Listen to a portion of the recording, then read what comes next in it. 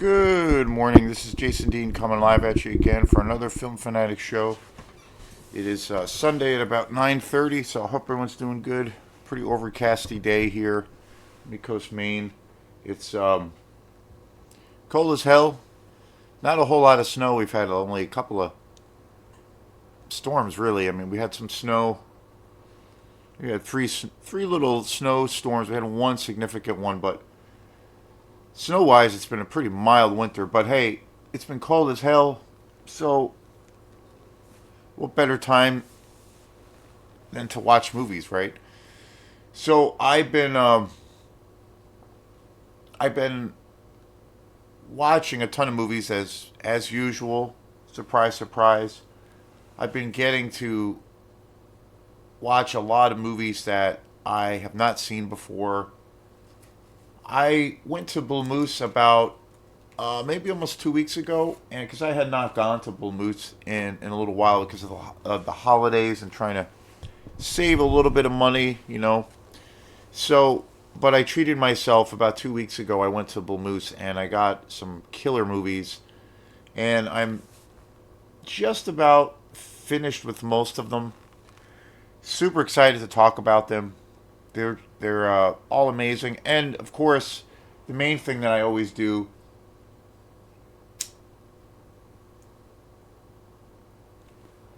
is talk about movies that, as far as newer movies, most of the movies that I bought about 2 weeks ago at Bull Moose were older films. I got a shit ton of these really awesome exploitation movies, and I always try to stay current. I try to see new things all the time. I also been going to the movies a little bit more often. There's nothing right now that I'm looking forward to really seeing. Like, January is kind of a rough month. I think the last time I saw a movie in January, and here we are, 2025, was the last John Wick movie, Chapter 4, I believe it is. And that movie was amazing. Other than that, it's kind of slim pickings. It seems to be this thing of where studios kind of dump a lot of the movies that they're not 100%, but they're not 100% enthusiastic about. They seem to put them in January for some reason.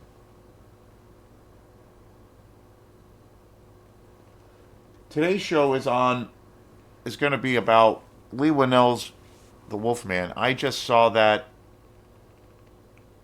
it about a week ago, a little over a week ago. Not this past Friday, the Friday before. I went with some friends, and it opened. I think it opened that Thursday, and I went with some friends and saw it on Friday. And Lee Winnell, the director, is. I kind of felt like, I don't know, it's kind of changed just because I was so baffled by this movie.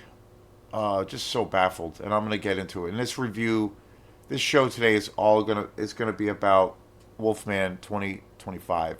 It's the first movie I saw this year. The first movie I've definitely seen in the new year, and in general, the first new movie I've saw and that I got a chance to see. And it did not go off with a bang. It went off with a fart in church or a thud. And yeah. But before I get into my reasoning or my feelings about the Wolfman, I've talked a lot about Lee Winnell on this channel. I've covered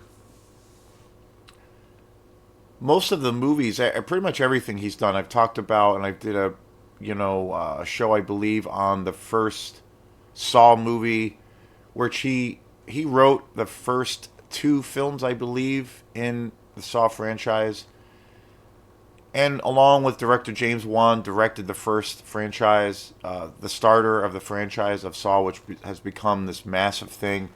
And I'm actually a big fan of the Saw films. I actually like them a lot. I think the last one is pretty amazing. Lee Winnell did not have anything to do with it, as far as I know, but James Wan, directed a good majority of these films. And then Lee Winnell was a writer, known as a writer for a while. He kind of got his start in the film industry as a writer, getting known, getting a lot of acclaim and notoriety. Actually, he has a pretty strong fan base, I think, as a director.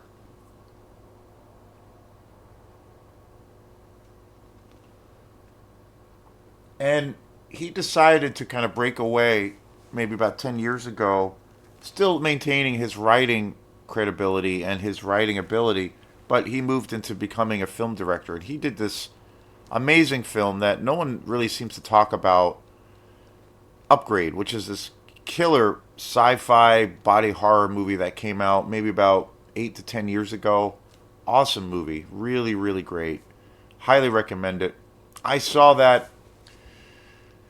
I was late to the game in seeing that movie, and then I finally watched it a couple of years ago. I've only seen it once. I rented it on DVD. They have it at Opera House Video. It's an incredible movie. It really is, and I don't think too many people talk about it. And the last film, or before the Wolfman, the Invisible Man remake that he made a few years ago. That movie, I just think is awesome. I love that movie. I got a chance to see that in the theater. I went into it totally cold, which is kind of the only way I like to see movies these days. I like to be surprised because trailers, I mean, let's face it, folks, trailers these days are kind of terrible and they just give away everything. There's not really, I think a good trailer should entice you and make you excited to see the filming and leave you with some questions like, like, wow, okay, what does that mean? Or that looks really cool. I wonder where that's going to go. Trailers nowadays are like it's like a synopsis of what the whole thing is, and you see all of the chapters, you see the arcs in the character, you even see the endings, you see plot reveals. It's just trailers are very rare. It's very rare that trailers work, I think, nowadays, and I think it's just really dumb mindset that the studios are in to try to well, I think the Hollywood system believes that people are idiots, and I think they really believe that the fan base of a film, people who love films like me, are just, we just kind of want the same ideas. We want the same cheeseburger, but just, with a slightly different topping each time. And I don't think that's the case. There's a lot of people out there that do want the same kind of garbage and just want to, be in this kind of comfort zone of having something where there's a level of familiarity to it. So, but I think there's, that under, that's a really general, broad, and too broad of a view for the public. I don't really think that's the case. I think there's a lot of people out there that want something new and fresh. When a movie that comes along that does something new and unique and stands out, they really connect with an audience. Two examples of that would be uh, Demi Moore's, who's the star of The Substance, which is an amazing film. Another film that came out, Oddity, this British horror film that's just amazing, which is way more under the radar, but amazing. And I just bought that on Blu-ray. I'm really excited about watching it and then doing a show on that. And then also Nosferatu, Robert Eggers. I think that's an amazing film. So, and their quality, really good quality films. They also require the audience to, I don't know, think a little bit and to have some patience. You have to sit with it. They're all kind of slow burn films. But so my anticipation for, I love the Invisible Man. I thought it was a really unique spin, taking like a classic kind of monster story. Of course, the part of the canon of the Universal monsters. I thought what Lee Winnell did with Invisible Man was just awesome, and taking it, making it very contemporary, making it almost more of like a thriller. Just an awesome movie. I own that. I own The Invisible Man on Blu-ray, and I've seen it multiple times. And I actually enjoy that movie more and more every time I see it. I just think it's a fabulous movie. So I was really excited that, you know, wow, okay, Lee Winnell is going to evidently going to be kind of launching, and through Bloomhouse, you know, and I'll get into that in a minute, but through Bloomhouse, they're going to kind of reimagine and release a series of these films based on all of the classic Universal monsters, you know, Dracula, Frankenstein, you know, the Wolfman, the Mummy, all, you know, and what have you. Other studios have tried redoing the, like, you know, bringing back those classic monsters. There was the Mummy that came out a few years back, which I've never seen, and I've heard it's absolutely a gross toilet bowl of a movie. The Tom Cruise Mummy film, I heard that was a really horrible, horrible movie, and it tanked and it died, and they shelved any other future plans to create other films in that, you know, pertaining to those monsters.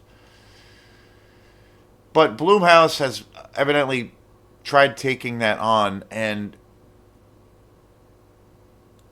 so, but with Bloomhouse again, Jason Blum, who's the CEO of Bloomhouse, you know, Bloomhouse has been responsible for producing and releasing some really great films, but then some just really awful movies.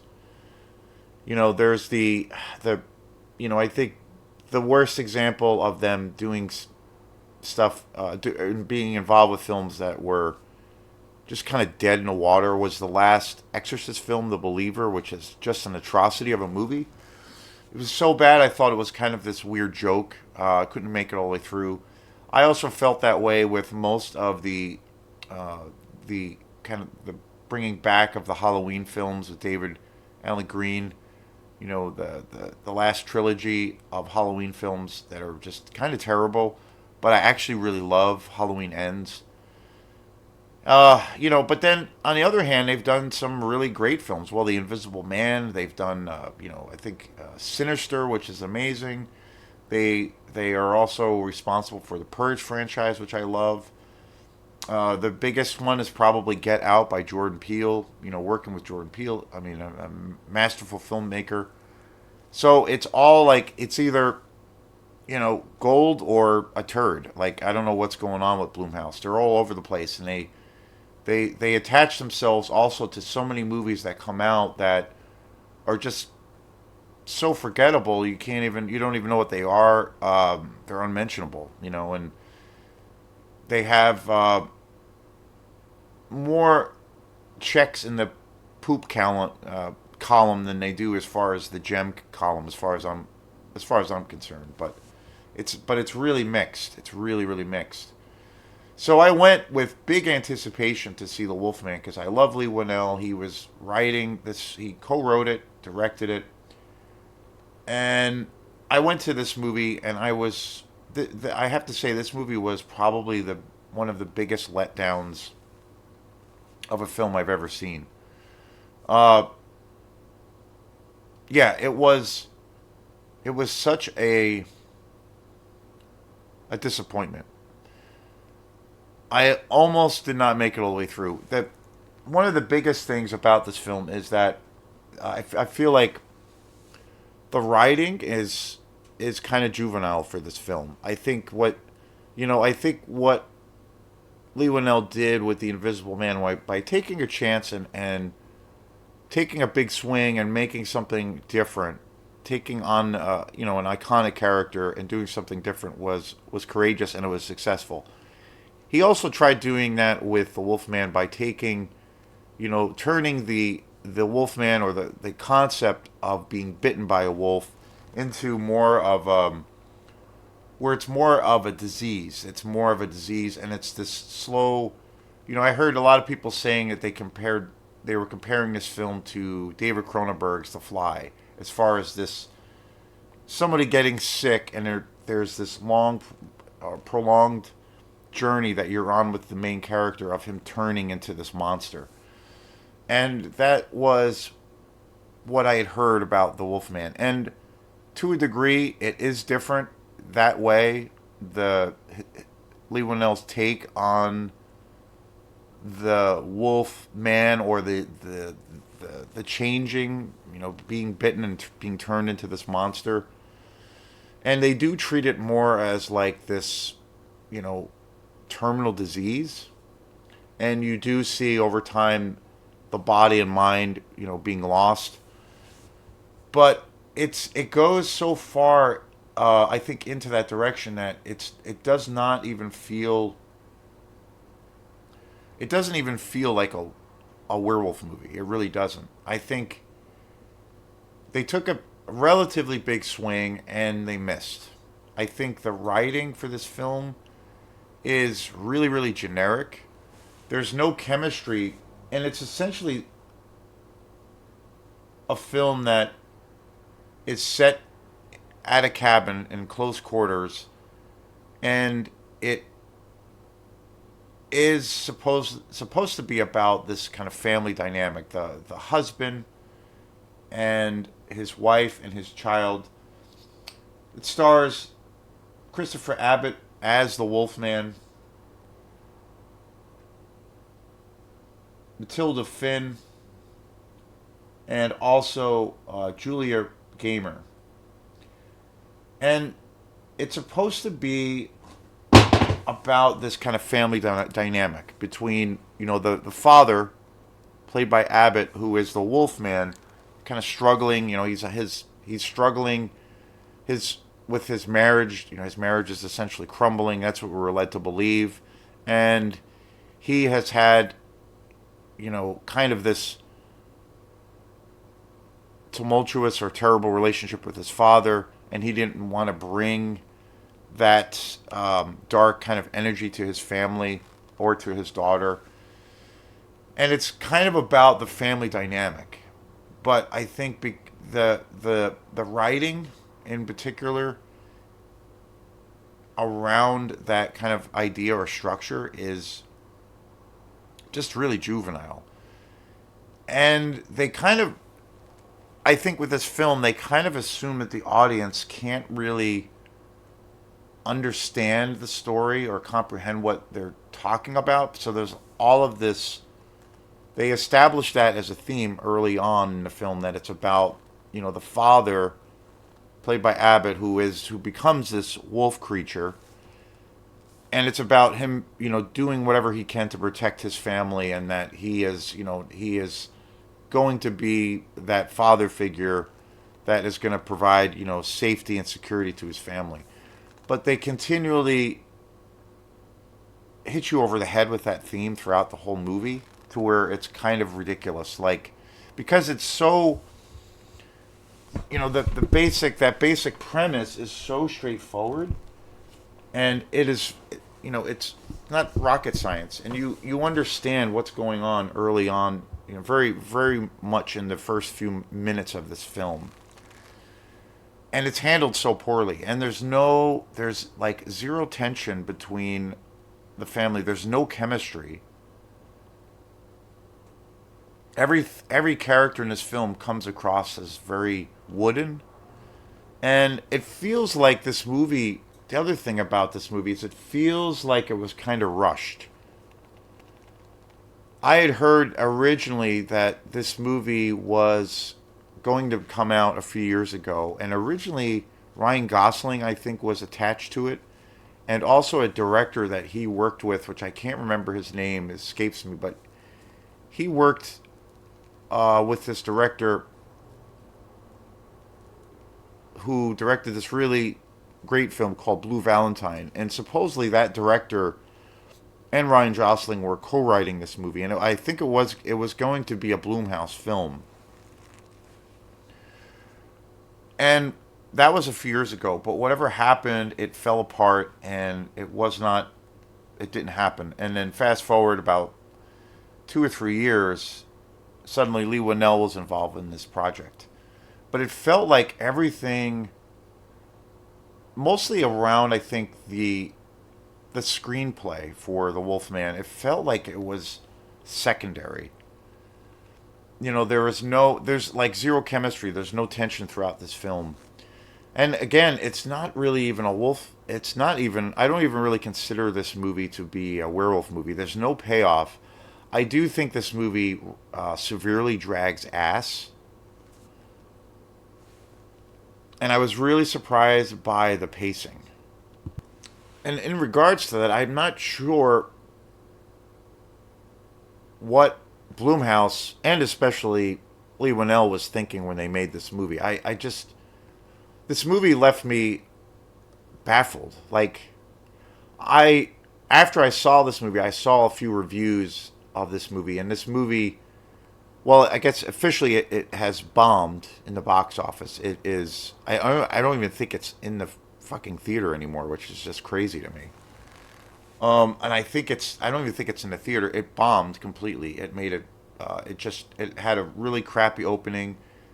And again, I think when a movie has really, across the board positive reviews, or if a film has across the board negative reviews, or, and then you have everybody and their grandmother, and then you have good quality film reviewers either panning the movie or praising the movie, you know, you have to always take that with a grain of salt or grain of sand, and you have to see it, and make up your own mind.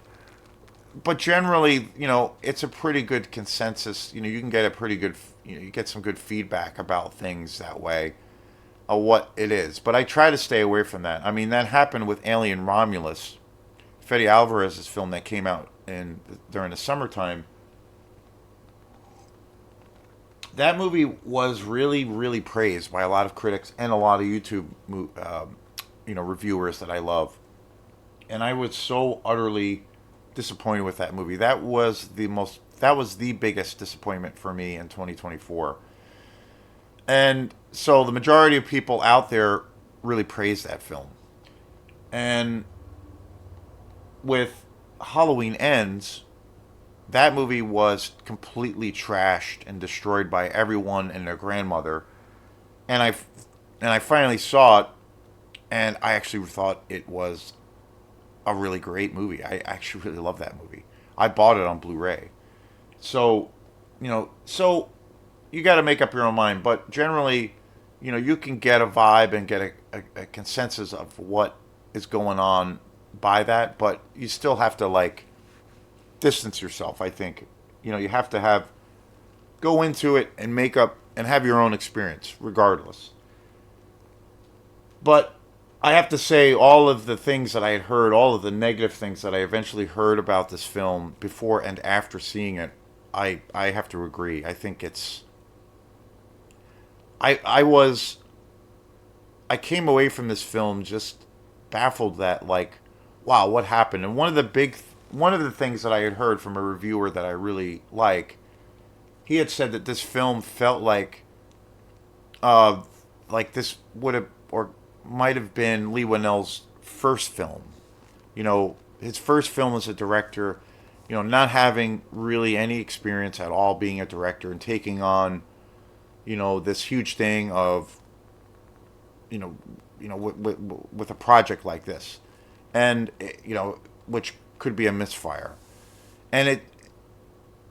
But he's a very experienced filmmaker. He's made some really great films. He's a really great writer. He's been doing this for close to probably 20 years now. So to me, it's and as a fan of his work, I'm just baffled. It feels like everything was a step backwards in his career. I just don't know what was going on. And the biggest thing is for me the writing, and just this heavy-handed of this idea with the theme of this family and the father's duty to protect his family. With that theme being established in the beginning, and then you're just pummeled over the head like you're a 5-year-old over and over again. And on top of that, the film is incredibly slow. The one thing I thought that was kind of interesting with this movie is that it is, you know, when Abbott becomes scratched, which turns him into this werewolf, and he's not even a werewolf, he goes through this very long process of turning, and through that you get it all from his perspective of him changing. I thought visually and some of those things were cool and interesting, like we have not really seen that before in a werewolf movie. But ultimately, it was not a payoff, and it was good for a while until it wasn't. But the biggest thing was the writing. I thought the writing was so predictable and generic, and there was just no tension throughout this film. There was nothing established suspense wise that I felt carried the movie. I didn't really care what was going to happen. It was very predictable.